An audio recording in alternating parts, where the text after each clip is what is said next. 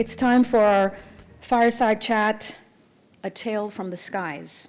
Anousheh Ansari, Soaring High.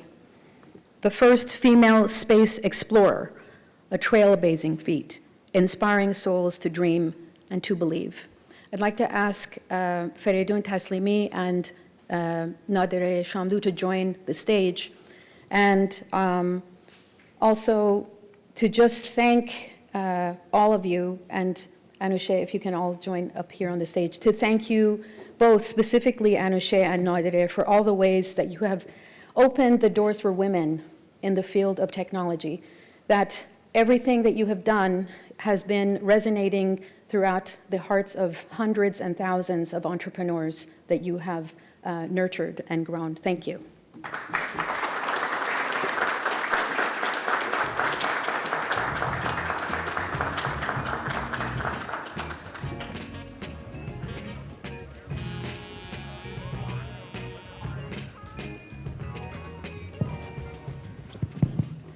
Well, first of all, thank you very much for this wonderful, Mahbub Jan, thank you very much for spearheading this initiative, and thank you, Mehta Jan, for really hosting us again at the sort of like around the Tirgan. It was really wonderful event last night, and thank you very much, and welcome to all of you.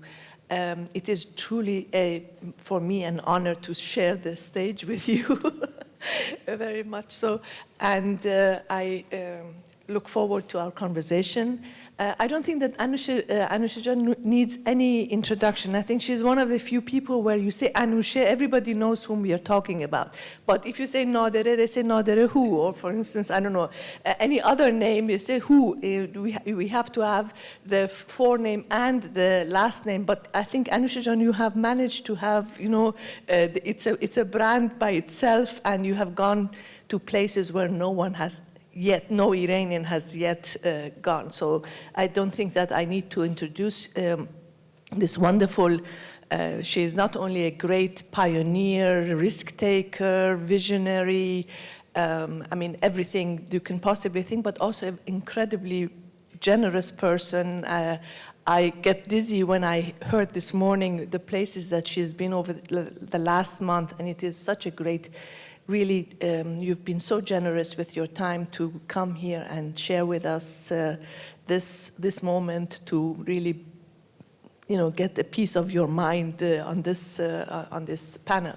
Well, I'm joined by Feridun Taslimi, we've been having a great time working on the board of iBRIDGE for the last, I think, 6 years or so, and it looks like yesterday, but nonetheless, it's been a long time, and it's been a pleasure to collaborate with you and other board members, Ramin Jan here, and of course, Mahbub. So I will pass it on to you because you have, have a few questions to Anousheh, and then I will take over, and we, you know, pick your brain on that front. By the way, I have all my questions on my phone, so I'm not checking any text or anything. So if I look at it, and please turn your phone off, and I think mine is off too, yes. Anousheh, you have lived my dream. When I was a kid, I wanted to be an astronaut. Well, here I'm sitting and nowhere near the space. And not only that, now you have an incredible job. I don't know how you got this. You don't have to worry about earnings. You meet all these smart, incredible people, and you have these incredible discussions. This is unbelievable, and it's enviable. So kudos to you. A lot of people still don't know what XPRIZE is. If you can just give us a brief idea about XPRIZE, what kind of projects you have supported, and what it is you're looking in the future. That would be, I think, would be fantastic. Sure. First, I want to just say hello to everyone. It's an honor to be here. I love working with Iranian entrepreneurs, and I have been at the, I think, inaugural iBRIDGEs. Kamran and Zohrejan have always been great friends and have invited me to participate, and seeing how it has grown and how it has benefited the community. Congratulations to you all and to the board and to everyone who makes it possible. I was also invited, I was part of Tirgan's first event, and I was blown away. I could not have imagined something this rich in culture, in participation, and more than anything else, it was a group of young students coming together and making it possible through just a lot of perseverance, as Nader said, and as Firuz said, and it's been wonderful to see how it has grown. The second year, I brought my mom, and she was blown away. And the next year, I couldn't come. Then she organized a whole bus of friends, and they drove from DC to be at Tirgan. So it's a cherished event. So it's great that the two come together this way and enrich the community in so many different ways. And Nader Jan was a friend for many years when she was at World Bank, and when she tells me jump, I just ask how high. I respect her so much. She's been also a pillar of the Iranian community, and so it's great to be here. And I look forward to knowing you and getting to, tell you all my stories and maybe help you fly to space to make your dream come true. With that, let me tell you about XPRIZE. So XPRIZE story is my story, my life story. When I sold my company back in 2000, my passion had always been space since I was a young child, and I didn't know how I would make it happen. So I was looking for ways, and meantime, I went back to school and decided to get my master's in astronomy. And as I was doing that, I was doing research. But on the other side of US, Peter Diamandis, who's the founder of the XPRIZE Foundation, had read a book about how Charles Lindbergh flew from New York to Paris to win a $25,000 prize, and how aviation industry started because of that.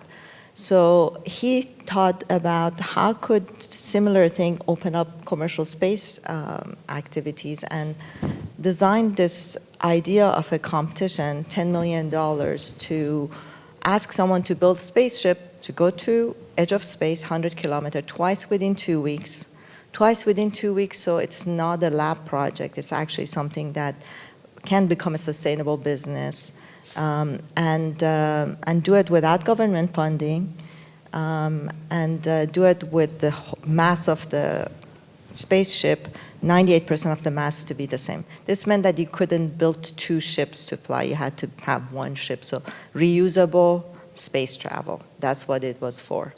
So when this prize, when he announced it, he went and knocked on a lot of doors. He thought it's going to be easy to fund it. He couldn't get any company, any CEO, any philanthropist to support it. So I had been interviewed when I sold my company, and I had talked about my passion for space. He read that, decided to find me, and when he told me about the concept, as an entrepreneur, I thought, wow, what a concept.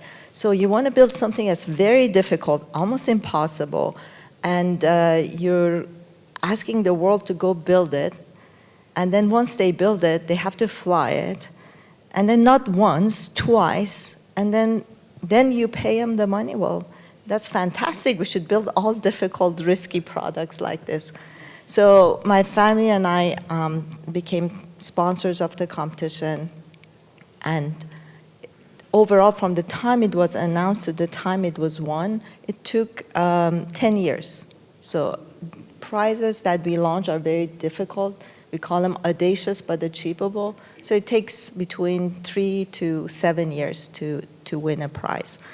And about 26 teams from 7 countries spent $100 million to win $10 million. So you have a 10 times multiplier effect. So this was an area back in 2000. Total 100 million? 100 million was spent by the teams. By the teams. To win the prize. So this was at the time SpaceX did not exist back then. Flying to space for non-government entity was impossible. So it was, nobody was spending any money in space. So this prize actually brought in $100 million of capital and innovation to an area that nothing was happening. So that's the power of XPRIZE. And then the prize was won by a team from Mojave. Bert Rutan was a designer, amazing aerospace designer, and Richard Branson licensed the design and created Virgin Galactic. Paul Allen was the founder of the scale and spent $30 million to win the $10 million. Richard Branson commercialized it. The Virgin Galactic went public in 2019, and the valuation fluctuated anywhere between $600 million to $9 billion at a point in time. And so that's another multiplier effect. The total, and the biggest thing we achieved through this prize was regulatory change. We spent time with FAA, and the team that we worked with during the prize became the arm of FAA that gives launch licenses to SpaceX and Blue Origin. So that policy change is what enabled the space industry we see today, and is estimated to be about $4 trillion by 2030. So this is the power of XPRIZE. This is why I love working there. I've been part of the board since those early days, and 4 years ago, the board asked me to become the CEO, and it has been a blast working on scaling it up. And since then, we've launched $300 million worth of prizes. Our work is in 7 domains. Climate and energy is one of our biggest domains. We have an active $100 million competition right now funded by Musk Foundation to capture CO2 from the atmosphere or the oceans at gigaton level. If anyone here is climate buff and they read the reports, we need to be removing gigaton level carbon by 2050. So even if we switch 100% to renewable, we still have to remove CO2. So this is what this competition is geared to do. We have amazing teams already, so excited about that. We have a rainforest competition in our biodiversity and conservation field, and we just launched 2 months ago a wildfire detection and suppression competition. We're very excited. We already have 120 teams registered. So if anyone here is working on that technology, register. We have an alternative protein competition, which is for chicken or fish, basically white meat, fillet, same price, sustainable energy source, same nutritional value from the animal stem cell, animal origin, or plant alternative. So that's also will have a positive environmental impact, but also a great source of protein for the growing population. And we have about $300 million worth of new prizes that we're going to launch in the next 12 months. So the growth is fantastic. And we have health competitions in our health area. Space and exploration is a big area of work for us. Learning, education and society, future of work, future of cities. And then deep tech quantum. So we have a quantum competition that we'll be announcing later this year. So that's XPRIZE in a very quick nutshell. Most of the funding is coming from donations? Yes, we're a nonprofit organization. All the prize money, so when I say $300 million, we didn't get 300 million. People who participated and won the competition got it. So the entire prize purse goes to the winning team. If the team doesn't win, no one wins, the money goes back to the sponsor. And it's a non-dilutive capital, so we don't own the IP, the teams keep the IP. We have participation from 140 countries, and we have, most of them are from North America, so 50% of the teams participants come from North America, especially US. And part of my work right now is to expand that to other parts. So we're creating a hub in Europe, working in Asia, other places. But we get participants from all over the world, and we've had winners from all over the world too. So Peter came to you Yeah. By the way, this is the third thing I learned about her. Somebody goes to an Iranian entrepreneur, says, write me a check for $10 million, and she does it. Now, that is unbelievable. Well, I believed in what he was doing, and it was something I was interested. So I looked at it as an investment, not philanthropy. And I tell people who support us at the XPRIZE, it's truly an investment because it's an investment in the future. You may not get financial return from it, but if anyone thinks about building legacy, I cannot think of a better way to build legacy, because you can see the change that you started in the world happening. And I was fortunate enough when I was able to support XPRIZE.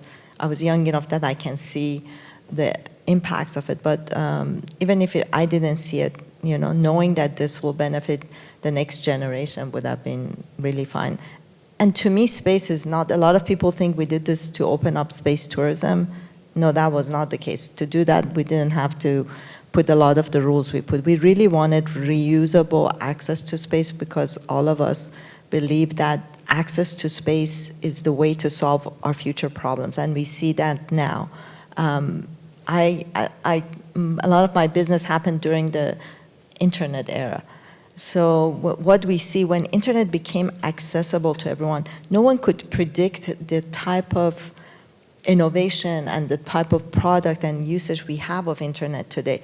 I believe space will be similar in terms of the type of businesses, industries we can build, the type of new materials we can develop, the type of industries that are polluting on our planet we can move to orbit and have them operate and provide us with services.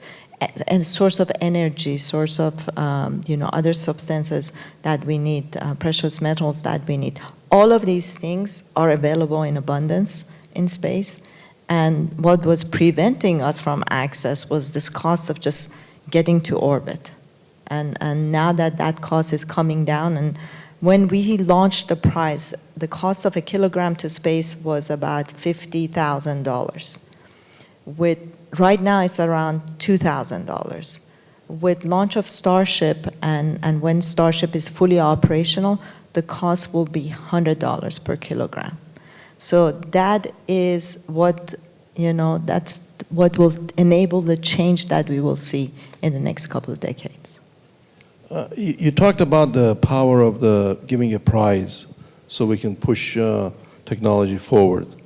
And I've personally seen that with Iranians. I mean, we seem to be very competitive. And years ago, I was involved with a foundation that helped Iranian kids get into RoboCop contests, and it was unbelievable. These kids came from nowhere, and they actually won. So here's a question to you. I'm an Iranian kid. I got some really bright ideas. Actually, I met one of them in Web Summit, and they had developed a thing for the fire in the forest.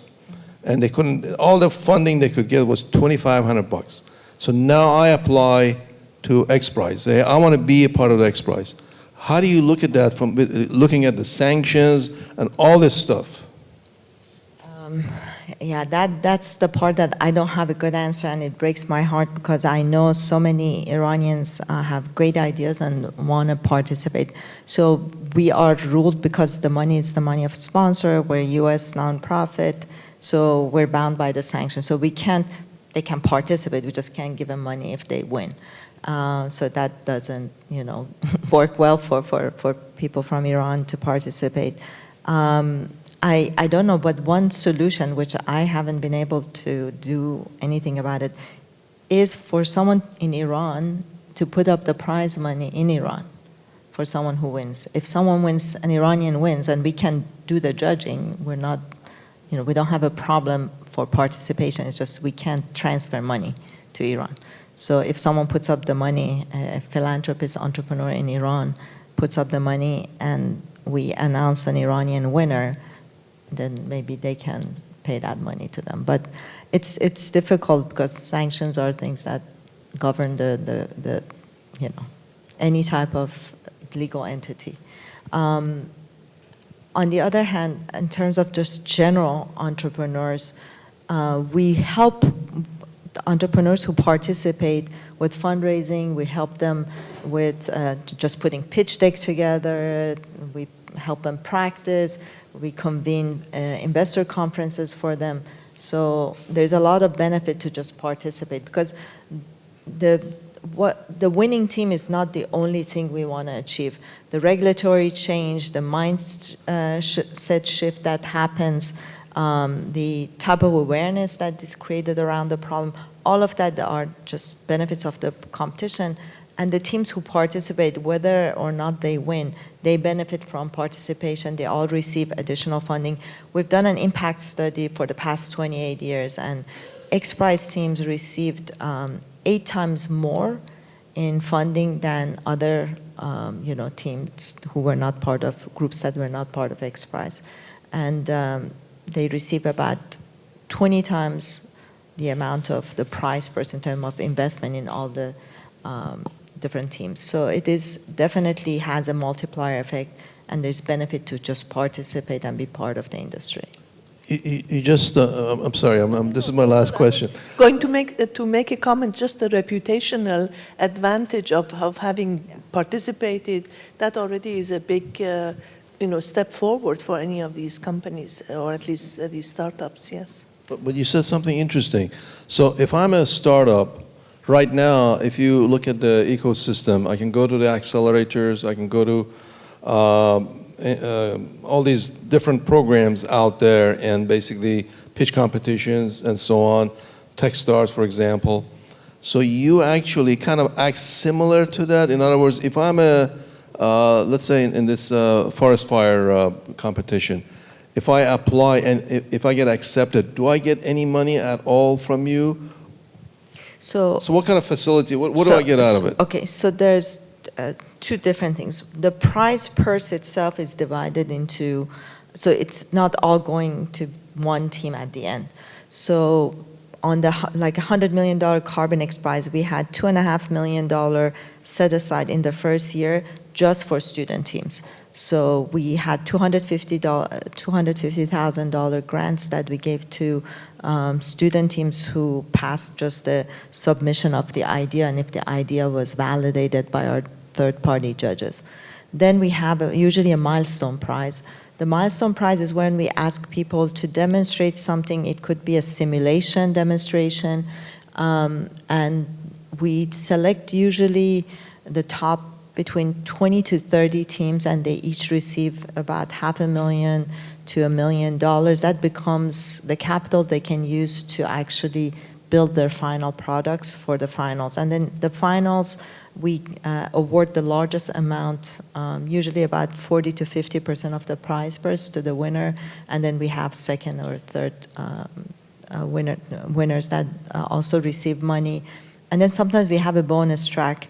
For example, in the alternative protein track, the way right now the animal source stem cell is extracted is not very humane. So for innovation in just that area of how you can actually have stem cell without harming the animal, there is a bonus prize around that. So that's how it gets distributed. To the entrepreneurs, what we do, we're not an accelerator, but we work with Techstar. We work actually with Creative Destruction Lab here in Toronto. They're good partners. I'm one of their mentors. And we refer them to accelerators because accelerators do a lot more than we do. All we do is to just handhold them through the first process. A lot of them are people who are, they're students or people who've never had any businesses. So a lot of them come from the science side of it, so they don't have the business knowledge. So we connect them with partners. We have a large ecosystem of partners, and then we help them with connecting them with investors and customers. So that's how they benefit from participation.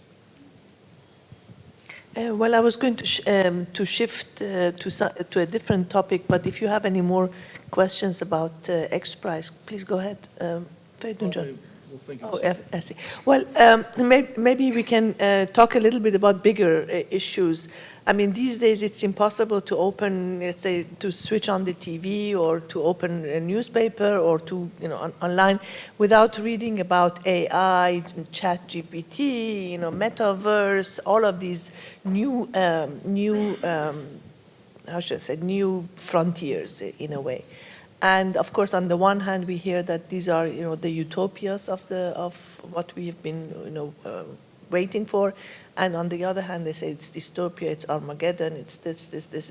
What is your view, and how do you see these developments? So like any technology, and it's interesting that the movie Oppenheimer is coming out. Like any technology, I look at technology inherently is not good or evil. It's a tool, and I use the example of a knife, and a knife in the hand of a surgeon can save lives, in the hand of a bad actor can take life. So I don't think we can, associate good or bad with the technology itself. So it depends on us, people around this table, people with bigger powers, and how smart we are in terms of how we want to use the technology.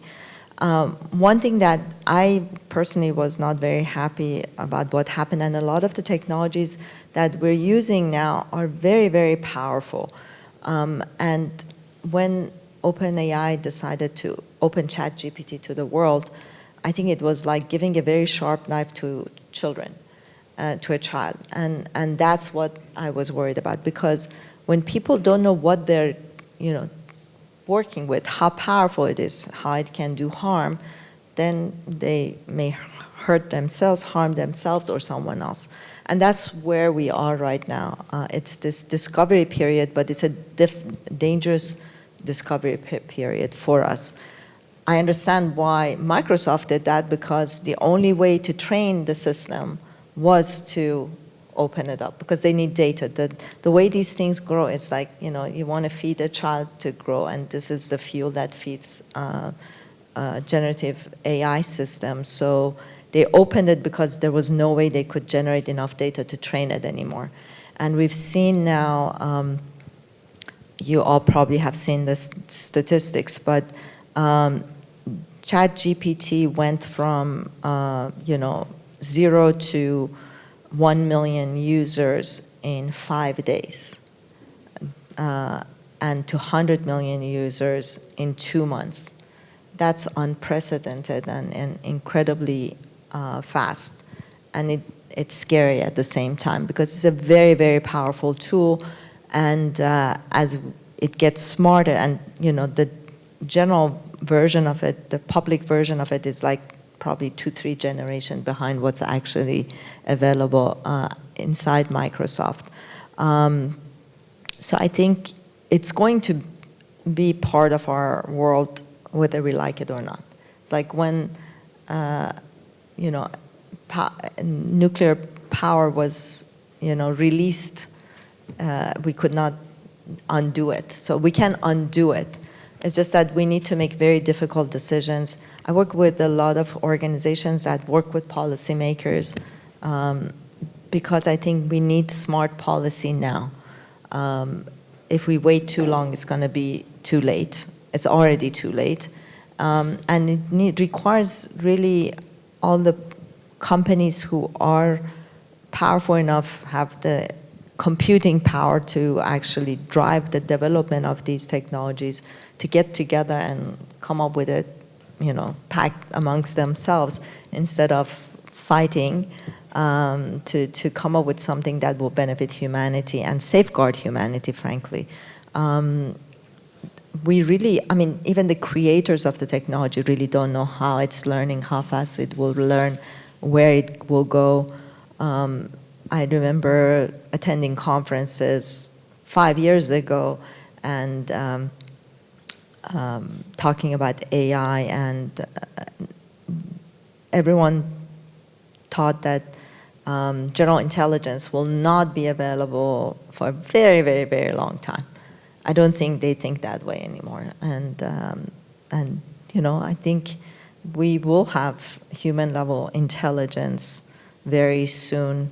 I think Ray Kurzweil's predictions are coming true, as much as I didn't believe them when he came up with the concept of singularity and I didn't think it will happen this fast. I thought that it's going to happen much later than what he predicted.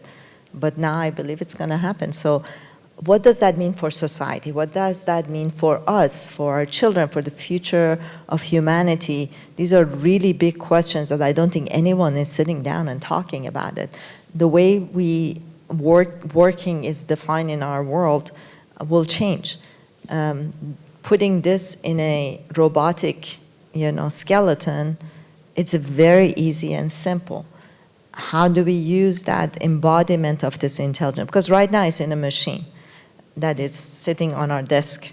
But then when you put it in a machine that it can move, it can do things, it can harm things, it can build things.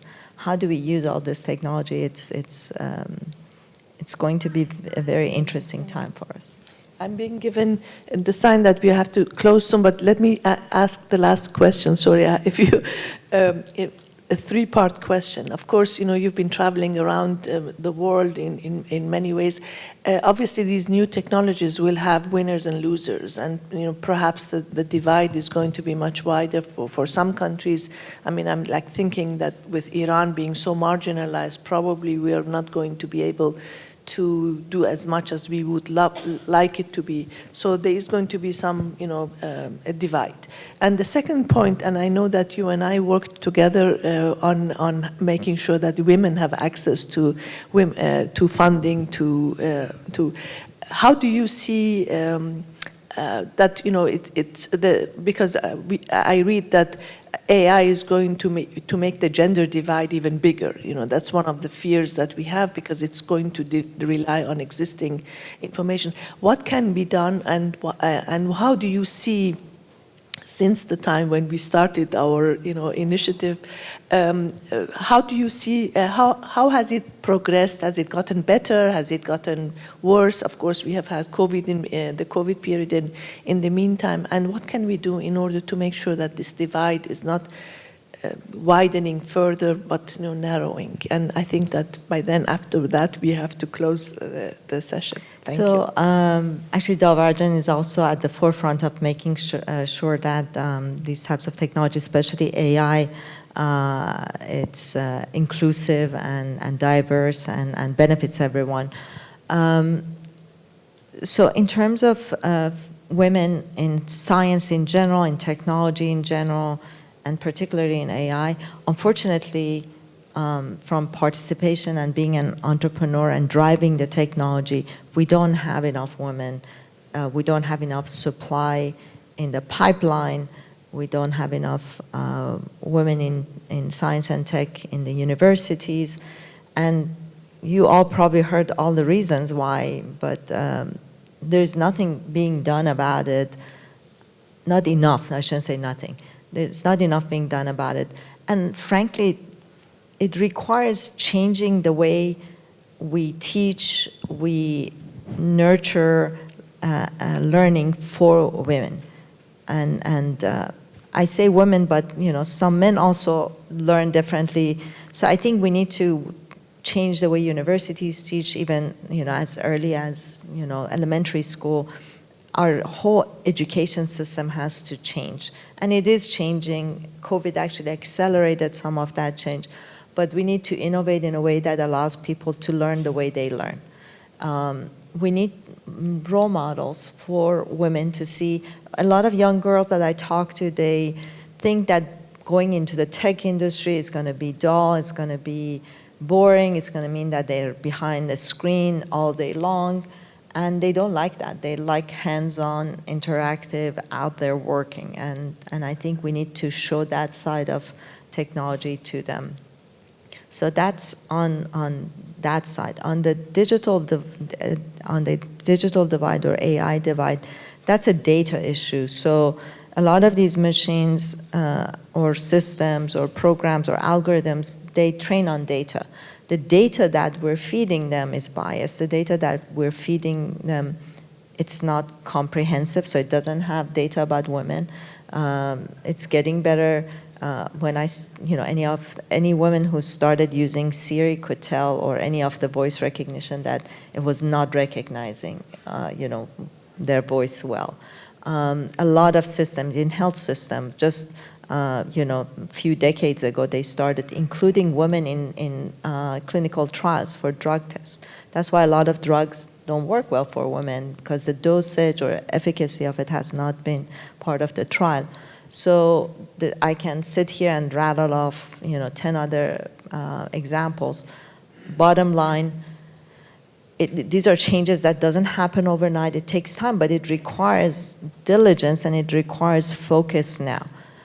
My problem is that there are not enough women around the design table to actually bring these issues up, to actually design things that will work for men and women, and to bring their perspective to the table. It's not that the men are designing women out of things. It's just, if you're 6'2" and 170 pounds, you cannot understand how a system will function for someone who's smaller, different physiques and different,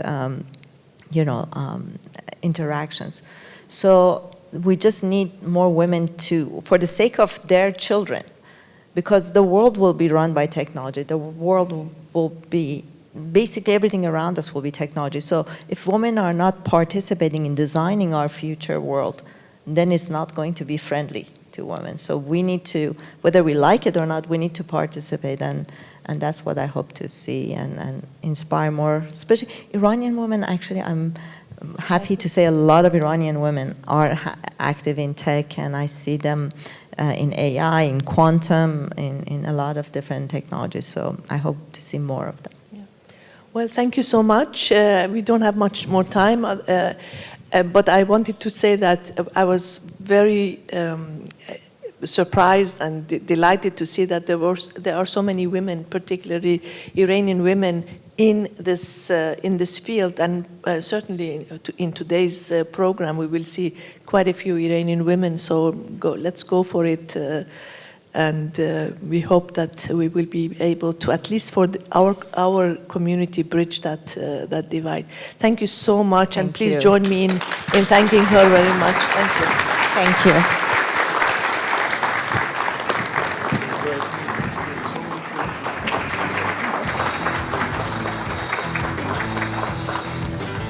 I think that we just need to create an AI for Anousheh, and I need to stream it live constantly, because you're such an incredible source of information, knowledge, and you want to get more women involved, just get her AI.